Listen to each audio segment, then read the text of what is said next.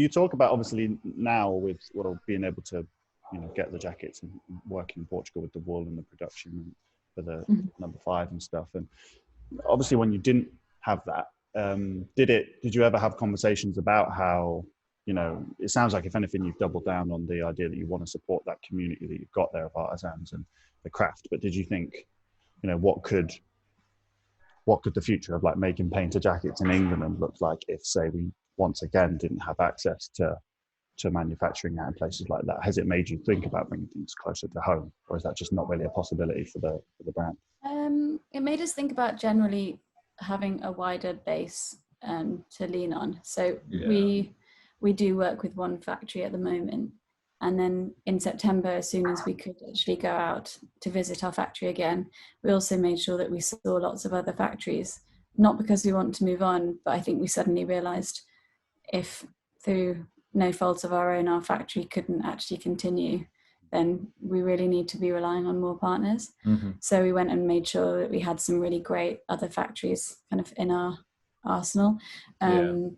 We have spoken to factories in England, and we visited one in London that does look really good, but it always comes down to the machinery and the details, and so far we haven't found one that could actually do the seams that we want in a particular way or work on a particular product at that right time.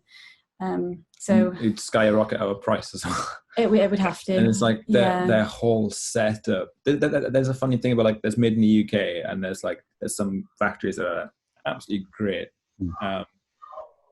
But they're so experienced in like places like Portugal, and much knowledge, and the whole village and towns are they're all connected.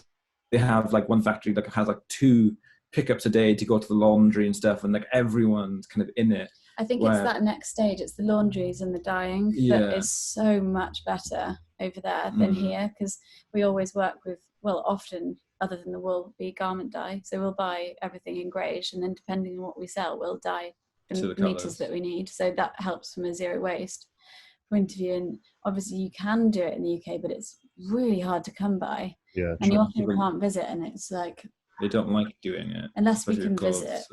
Don't really want to go there, because you do hear about the Leicesters and the Boohoos and all of the other things as well, and that would be the last thing that we would ever want to do. Yeah, exactly. Something we didn't know what was going on. We kind of end up being, because it's not so well connected in the UK, we end up becoming a logistics company. Totally. Instead of working on the product. Crazy though, isn't it, when you think about it? Like, what the? How did it get to that point,